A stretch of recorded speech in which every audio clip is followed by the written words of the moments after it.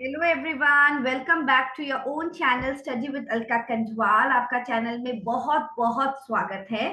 और जिन्होंने अभी तक सब्सक्राइब नहीं किया है तो डेफिनेटली आप लोगों को लाइक शेयर और सब्सक्राइब जरूर कर देना चाहिए।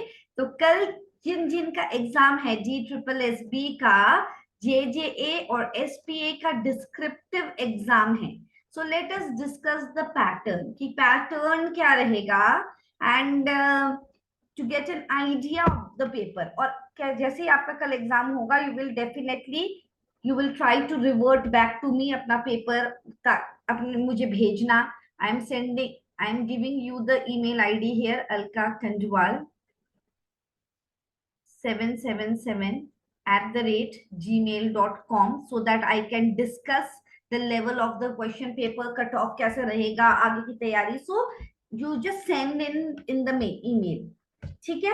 अब पैटर्न के बारे में जब बात करेंगे, if you are lucky enough, so जो हमने ऐसे किया है, जितने भी हमने ऐसे किए हैं 20 टॉपिक्स हमने किए, उसमें से एक ना एक तो जरूर आप लोगों का फंसना चाहिए। You will get around 3 topics. ऐसे नहीं है कि एक ही टॉपिक आएगा उसी में बनाना शुरू कर दो। तो you will get choice there, तो चॉइस मिलेगा। And the essay will be of 50 marks, सबसे ज्यादा मार्क्स इसमें कैरी करता है, तो बहुत कॉन्फिडेंटली करना। एंड डोंट गेट वहां पे स्ट्रेस्ड आउट, बिल्कुल नहीं होना है, एकदम एंशियस नहीं होना है।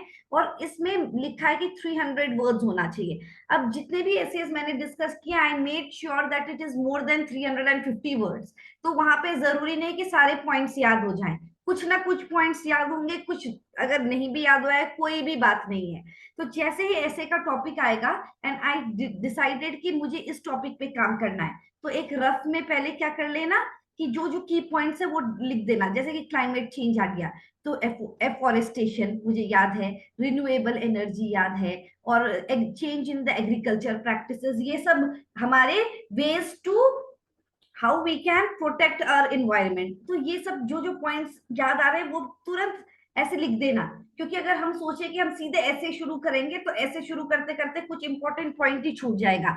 That is why make a rough draft, और उसके बाद डिसाइड करना कि कौन से पॉइंट्स को मैं साथ में लिखूंगी या लिखूंगा, और कौन से पॉइंट्स को मैं अलग से लिखना है। And then you write the conclusion. समझ में आया? सो ऐसे will be of 50 marks.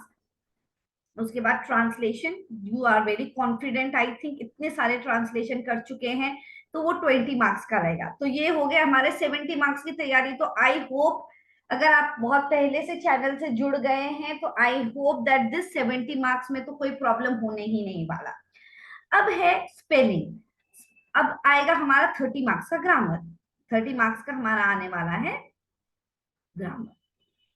Okay, now when we talk about the grammar, अब ग्रामर में भी अलग अलग सेक्शंस आएंगे। जैसे हमारा आएगा कि करेक्ट स्पेलिंग लिखो, वो लोग ने गलत स्पेलिंग दिया होगा, करेक्ट स्पेलिंग लिखो। जैसे उन्होंने बोल दिया कि इंस्टॉलेशन, इसको इंस्टॉलेशन, अब इसको करेक्ट करो। So we know that the spelling of installation, तो हमने उसको सही करके लिख दिया। फिर ऐसे एक दो वर्ड्स दिए होंगे उन्होंने करेक्ट स्पेलिंग के। अब उन्होंने 2-3 वर्ड्स दिए होंगे सिनोनिम्स के, तो सिनोनिम्स का भी मैंने आप लोगों को भेज रखा है पीडीएफ, अच्छे से देख लेना। और जो इडियम्स होंगे उनको most probably you will gate कि तुमको सेंटेंस बनाना है। तो idioms का also I have sent the PDF and I have also sent the sentence कैसे बनाया जाता है। and if you have any other resource then also you can check it out। फिर antonyms, antonyms भी बहुत इंपॉर्टेंट है, वो भी आएंगे अराउंड 2। एंटोनिम मतलब अपोजिट वर्ड। और एक वन वर्ड सब्सटीट्यूशन भी मैंने कराया था, do you remember one word substitution? उसमें से 2 क्वेश्चन आ जाएंगे सब्सटीट्यूशन। तो दो दो दो आ गए, इन सबसे दो दो और दो और दो और दो स्पेलिंग्स आ गए। तो ये हमारा बेसिक रहेगा। उसके बाद फिल इन द ब्लैंक्स के फॉर्म में कुछ क्वेश्चंस आएगा, जैसे कि करेक्ट आर्टिकल्स भरो, ए एंड द, ये वाला आ जाएगा, ए एंड द तुम भरोगे।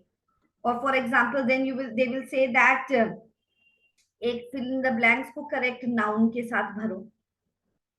फिल इन द ब्लैंक्स जैसे it is desirable to take dash in any business if you want to make any profit, so we will write risk। है ना, वो खुद समझ में आ जाता है। जब हम लोग सेंटेंस पढ़ते हैं तो वी गेट एन आइडिया कि इसमें क्या होना चाहिए। अब जैसे एक क्वेश्चन आ गया कि only one of the boy dash not done the homework given yesterday. Only one of the boy dash not done the homework given yesterday. तो ओनली वन बॉय लिखा है ना, वन बॉय सिंगुलर में है, तो यहाँ पे आएगा हैज।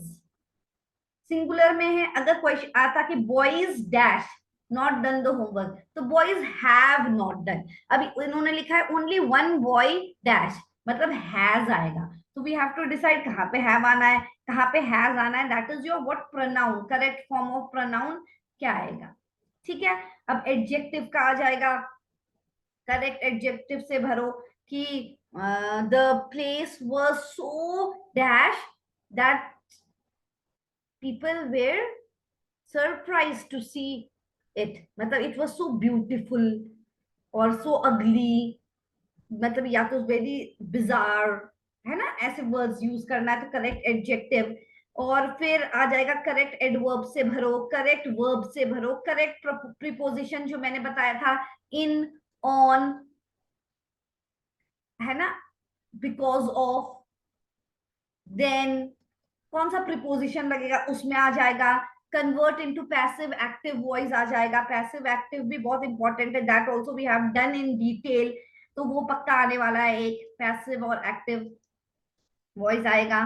फिर डायरेक्ट इनडायरेक्ट नरेशन आएगा, जैसे Ram said the horse died in the night. Ram said the horse died in the night, तो हम लिख देंगे Ram said that the horse died in the night. तो ऐसे समझ में आया। तो in indirect speech past simple is changed into past perfect. तो ऐसे क्वेश्चन आने वाले हैं, पेपर इजी रहेगा, बस अपना जो पेशेंस है, डोंट गेट टेंस। बहुत बच्चे बोल रहे हैं ट्रांसलेशन कैसा आएगा, ट्रांसलेशन कैसा आएगा, तो हिंदी पैराग्राफ आएगा, हिंदी में पैराग्राफ दिया रहेगा और उसको आप लोगों को कन्वर्ट करके देना है इन इंग्लिश। ठीक है, and do share in the channel also कि कैसा एग्जाम हुआ और क्या रहा, आगे की क्या तैयारी करानी है। So do let me know, and I hope the channel was of use for you through out your preparation, and all the very very best. कुछ भी डाउट है मुझको ईमेल कर सकते हो, और you can also, I will share my Instagram handle also in the description so that you can ask your queries there also. So everyone take care, God bless, and all the very very best for your exam. Hope you all, most of you who have been working hard, qualify for the exam. So next level. Okay, thank you everyone. Bye bye, take care, God bless.